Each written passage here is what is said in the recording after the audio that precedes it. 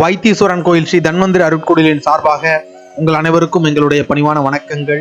இந்த வீடியோவில் நாம என்ன பார்க்க போறோம்னா, ரோகிணி நட்சத்திரக்காரர்கள் அவர்களுடைய பிராரப்த கர்மாவின் அடிப்படையில் எது சார்ந்த படிப்புகளை தேர்வு செய்யலாம், எது சார்ந்த படிப்புகள் அவர்களுக்கு யோகமாக அமைந்து அவர்களை வாழ்க்கையில் வெற்றியடைய செய்யும், எது சார்ந்த படிப்புகளை அவர்கள் தேர்வு செய்தல் கூடாது, அது தோஷமாக மாறி அவர்களுக்கு வாழ்க்கையில் பின்னாளில் பயன்படாமல் போகும் என்பதையெல்லாம் பற்றி தெளிவாக காணவிருக்கின்றோம்.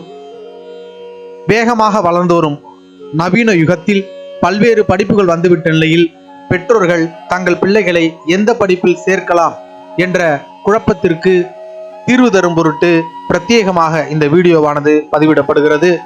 பெற்றோர்கள் இதனை பயன்படுத்தி தங்களது பிள்ளைகளுக்கு சரியான படிப்பினை தேர்வு செய்து கொடுக்க இந்த வீடியோவை பயன்படுத்திக் கொள்ளுமாறு பணிவோடு கேட்டுக்கொள்கின்றோம். ரோகிணி நட்சத்திரக்காரர்களின் பலமும் பலவீனமும் என்னவென்று பார்ப்போமே. ஆனால் இவர்கள் கலையார்வம் மிக்க, கற்பனை வளம் மிக்க சந்திரனின் நட்சத்திரக்காரர்கள்.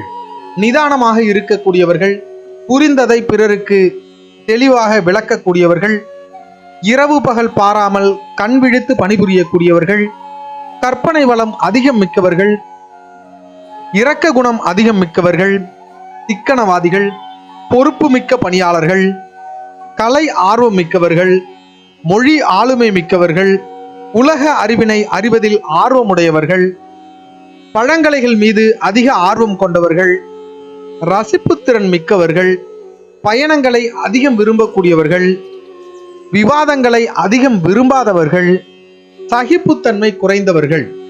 அதன் அடிப்படையில் இவர்கள் என்னென்ன மாதிரியான படிப்புகளை தேர்வு செய்யலாம் என்று பார்ப்போமே. ஆனால் சயின்ஸ் செக்டார்ல computer science, data science, artificial intelligence, fashion technology, mathematics, physics, கடல் சார்ந்த படிப்புகள், அக்ரி, பாட்டனி, நீர் சார்ந்த படிப்புகள், ஏரோஸ்பேஸ், இது சார்ந்த படிப்புகள் இவர்களுக்கு யோகமாக அமைகின்றன. அதே போன்று ஆர்ட்ஸ் செக்டாரை பொறுத்தவரை மொழி படிப்புகள் இவர்களுக்கு யோகமாக அமைகின்றன. ஆசிரியர் பயிற்சி சார்ந்த படிப்பு, public administration, tourism, business administration, catering technology, fine arts, music, history, social work, hotel management சார்ந்த படிப்புகள் இவர்களுக்கு மிகச்சிறப்பாக அமையக்கூடியதாக இருக்கின்றன.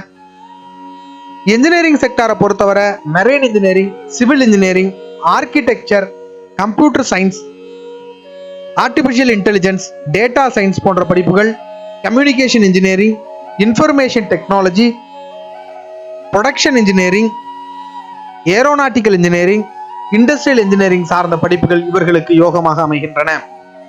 மெடிக்கல் செக்டாரை பொறுத்தவரை சித்தா, ஆயுர்வேதா, அக்குப்ரெஷர் சார்ந்த படிப்புகள் இவர்களுக்கு யோகமாக அமைகின்றன. நரம்பியல் சார்ந்த மருத்துவ படிப்புகள் இவர்களுக்கு யோகமாக அமைகின்றன. தோல் சார்ந்த மருத்துவ படிப்புகள் இவர்களுக்கு யோகமாக அமைகின்றன. அதே போன்று உளவியல், நர்சிங், பிபிடி போன்ற படிப்புகள் இவர்களுக்கு யோகமாக அமைகின்றன. இவர்களை பொறுத்தவரை எந்த மாதிரியான படிப்புகளை இவர்கள் தேர்வு செய்தல் கூடாது, எதனை தவிர்த்தல் நலம் என்று பார்ப்போமே. ஆனால் கெமிஸ்ட்ரி, எலக்ட்ரானிக்ஸ், மண் சார்ந்த படிப்புகள், அகழ்வாராய்ச்சி சார்ந்த படிப்புகள், மெட்டீரியல் சயின்ஸ், சுவாலஜி, பயோடெக்னாலஜி சார்ந்த படிப்புகள், உரம், பூச்சி மருந்து, இது சார்ந்த படிப்புகள் இவர்களுக்கு யோகமாக அமையாது. ஆர்ட்ஸ் செக்டாரை பொறுத்தவரை ஜியோகிராஃபி, எக்கனாமிக்ஸ், காமர்ஸ், லா இவர்களுக்கு யோகம் கொடுக்கக்கூடியதாக இருக்காது. என்ஜினியரிங் செக்டாரை பொறுத்தவரை mechanical engineering, mechatronics engineering, metallurgy, thermal related engineering courses, electrical and electronics, instrumentation engineering, petroleum engineering, mining engineering போன்ற படிப்புகள் இவர்களுக்கு யோகம் கொடுக்கக்கூடியதாக இருப்பதில்லை. மெடிக்கல் செக்டாரை பொறுத்தவரை பார்மசி, இரத்த ஆய்வு சம்பந்தமான படிப்புகள், எக்ஸ்ரே டெக்னீஷியன், ஹோமியோபதி, பிடிஎஸ் போன்ற படிப்புகள் இவர்களுக்கு அந்த அளவுக்கு யோகம் கொடுப்பதாக இருப்பதில்லை. பிரத்யேகமாக பார்க்க போனால் முதலாம் பாதத்தைச் சேர்ந்தவர்கள், அதாவது ரோகிணி நட்சத்திரம் முதலாம் பாதத்தைச் சேர்ந்தவர்கள் மருத்துவம் சார்ந்த படிப்புகள், செவிலியர் சார்ந்த படிப்புகள், உளவியல் சார்ந்த படிப்புகள், இயற்பியல், அட்மினிஸ்ட்ரேஷன் சார்ந்த படிப்புகள் இவர்களுக்கு யோகமாக அமைகின்றன. 2ஆம் பாதத்தை பொறுத்தவரை உளவியல், வரலாறு, நீர் சார்ந்த படிப்புகள் இவர்களுக்கு யோகமாக அமைகின்றன.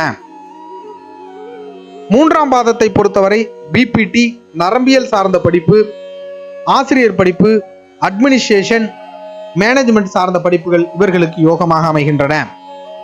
பாதம் 4ஐ பொறுத்தவரை மொழி சார்ந்த படிப்புகள், கடல் சார்ந்த படிப்புகள், செவிலியர் படிப்பு, உளவியல் சார்ந்த படிப்புகள் இவர்களுக்கு யோகமாக அமைகின்றன.